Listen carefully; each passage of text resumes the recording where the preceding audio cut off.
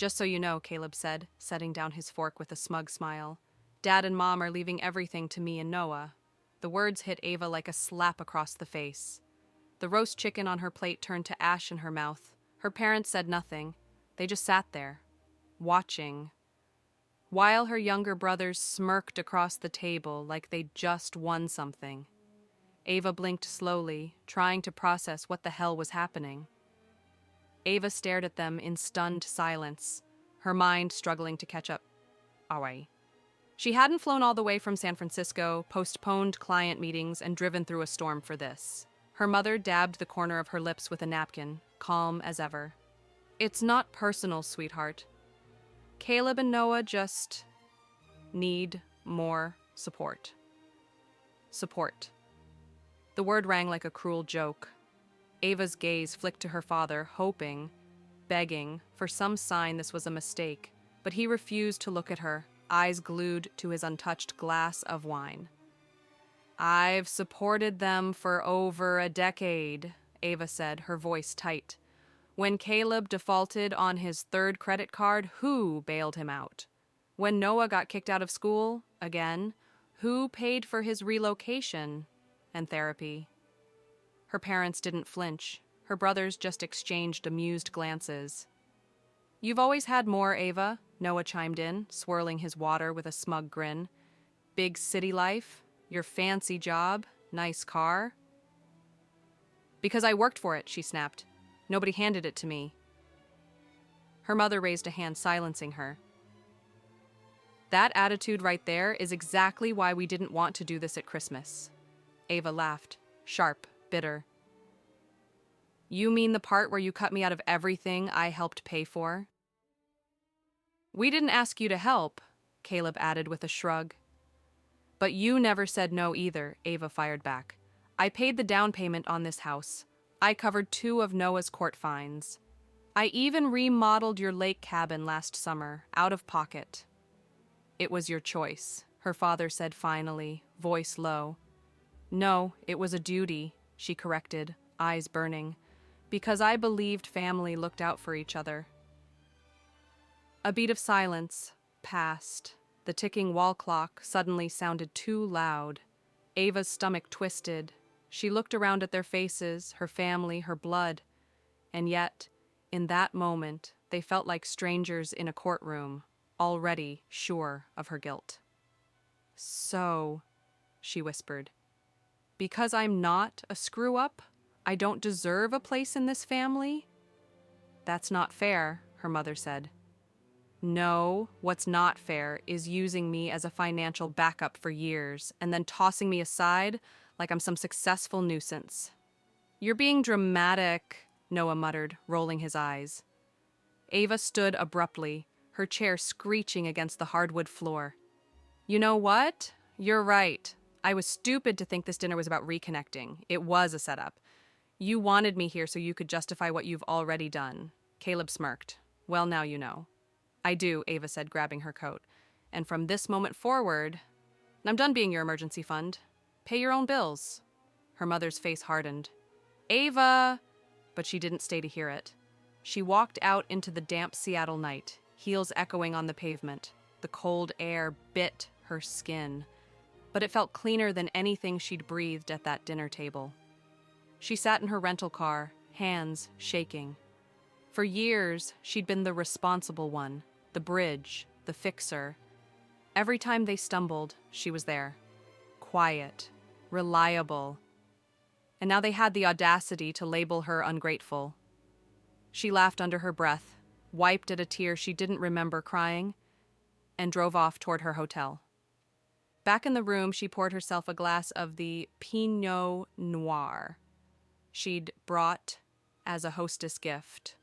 Unopened, unappreciated, she curled up on the couch and opened her banking app. There they were, $2,100 monthly, Mitchell family mortgage, $500, Noah's meds, $300, Caleb's overdraft, and a dozen others labeled vaguely help, utilities, misc.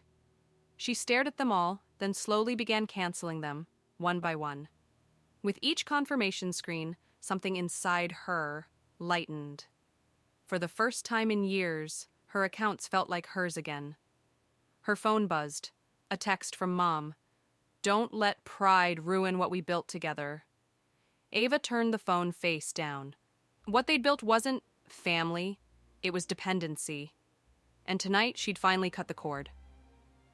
3 days later, a brief text message sent Ava shivering. "Family meeting. Tonight.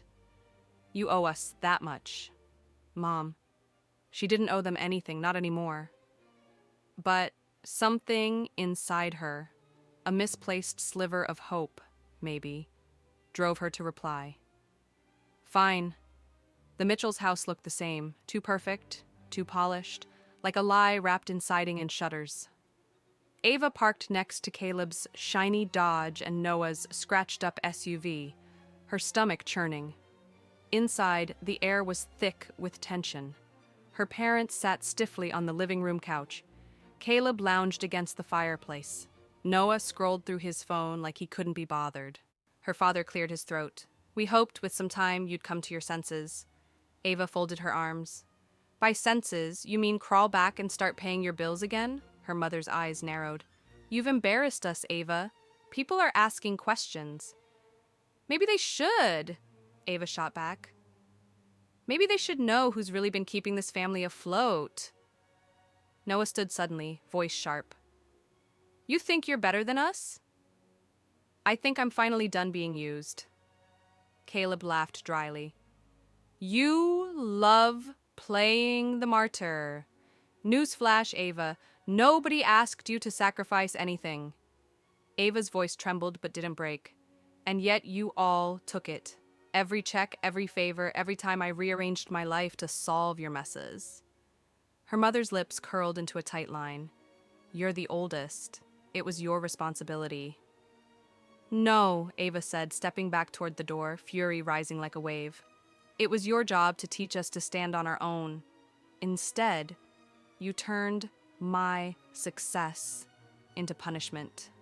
If you leave now," her father warned, "don't expect to be welcomed back." She paused at the door. "I've never felt welcome here." Without another word, Ava walked out. Her heels clicked across the wood floor like gavel strikes in a courtroom that had finally issued a verdict. She wasn't the villain. She was the escapee. Ava drove back to her apartment in silence, the city lights blurring through the windshield. The farther she got from that house, the lighter she felt, like she'd been carrying a weight she never realized was there. But the weight wasn't gone, not completely. Her phone buzzed. Mom, then Caleb, then Noah, one after another. She let them all go to voicemail, but curiosity got the better of her, and she finally played her mother's message. "Ava, this is childish. Family doesn't turn their backs on each other. Call me back." A hollow laugh escaped her lips. Family doesn't turn their backs? Hadn't they done exactly that? She deleted the message. Over the next week, the calls kept coming. Some were laced with guilt, her father's stiff voice saying she was overreacting. Others were more aggressive, Caleb demanding she fix this mess before things got worse. Then came Noah's text. "Hope you're happy. Mom and Dad are struggling because of you." Ava stared at the words. Because of her? She opened her banking app. For the first time in over a decade, there were no automatic withdrawals for their mortgage, no payments for utilities or emergencies. She exhaled, half expecting guilt to settle in. It didn't. Instead, relief spread through her like a slow-burning fire. She had spent years paying for people who never once said thank you, never once acknowledged her sacrifices. That ended now. And yet part of her still braced for the next storm. It came 3 weeks later. Ava arrived home late from work, exhausted. But the moment she stepped into her apartment hallway, she froze. Her door. It was sealed shut, covered in thick, hardened foam. A pit formed in her stomach. Her hands trembled as she reached out, touching the dry, solid mass. It had been sprayed into every crevice, locking her out completely. Her heart pounded. She already knew who had done it. Caleb. She dialed the building's emergency maintenance line, pacing furiously as she waited. It took 3 hours, a locksmith, and a very annoyed building manager to finally cut through the mess.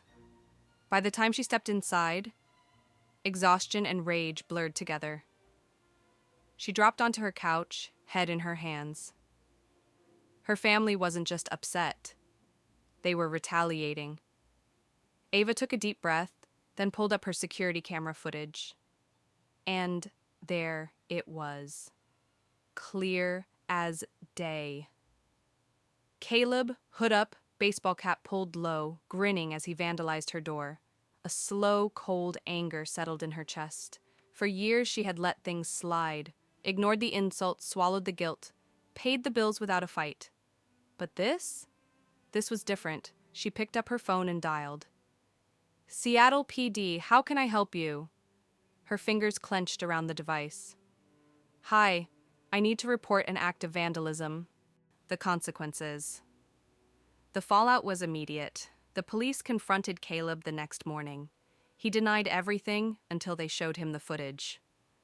Ava received the first rage-fueled voicemail that afternoon. Are you serious, Ava? Calling the cops on your own brother? What the hell's wrong with you? She didn't reply. Then her father called, his voice tight with barely controlled fury. What will it take for you to drop this? Ava didn't hesitate. $3,000. Silence. That's extortion, he spat. No, Ava said, voice calm.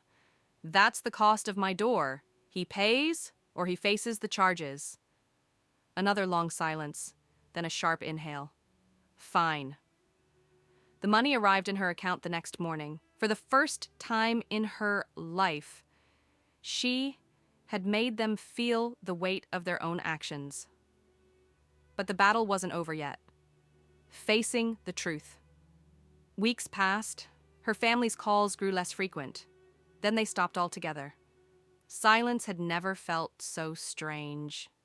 She wasn't sure if she was relieved or grieving. Then one evening, a knock on her door shattered the quiet. She peered through the peephole, heart hammering. Aunt Carol. Ava hesitated, then opened the door. Carol stepped inside, eyes filled with something between sympathy and quiet approval. Your mother's telling people you abandoned them, Carol said softly, that you're trying to make them homeless. Ava's jaw clenched. That's a lie, Carol nodded. I know. She sat down, motioning for Ava to join her. Listen, kiddo, I've watched you hold this family together for years. I saw what they put on your shoulders, and I see what they're doing now. Ava swallowed the lump in her throat. You did the right thing, Carol continued. They won't admit it, but deep down, they know. For the first time in weeks, Ava let herself relax. Maybe Carol was right. Maybe choosing herself wasn't selfish. Maybe, just maybe, she was finally free. Ava stood on her apartment balcony, watching the city lights flicker against the Seattle skyline. It had been 6 months since she cut ties with her family. 6 months since she stopped being their personal ATM. At first, the silence felt unbearable. She had spent years answering every call, fixing every problem. Now, there was nothing but space. But space, she realized, was exactly what she needed. A new beginning work became more fulfilling. Without the constant stress of supporting others, she finally had time for herself. She started working out again. She took weekend trips up to the mountains. She even signed up for a photography class, something she had always wanted to do but never had the time or money for. Then, one evening, she did something she never thought she'd do. She booked a flight to Italy. For years, she had dreamed of going. But every time she got close, some family emergency would pop up. Not this time. 2 weeks later, she stood on a terrace in Florence. sipping wine as the sun dipped below the Tuscan hills. She felt something she hadn't in years. Freedom. The final call.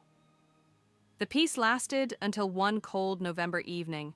Ava's phone buzzed, a number she hadn't seen in months. Mom. Her fingers hovered over the screen. Ignore it. But something inside her, maybe habit, maybe curiosity, made her pick up. Ava. The voice was strained, older, tired. Your father's sick. Ava inhaled sharply. He's in the hospital, heart problems.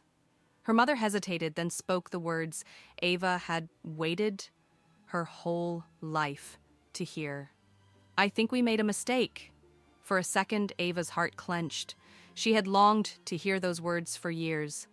But now that they were here, she wasn't sure they mattered anymore. I'm sorry to hear that, she said evenly. I hope he recovers. Ava, please. No, Mom, Ava interrupted. Pierre, please what? Please come back? Please pretend everything's fine? Silence. I can't do that, she said softly. Not anymore. And with that, she ended the call. For the first time, she didn't feel guilty. She felt free. Peace. At last, Ava spent Christmas in Italy. She drank mulled wine in the streets of Rome. She watched fireworks over the Colosseum.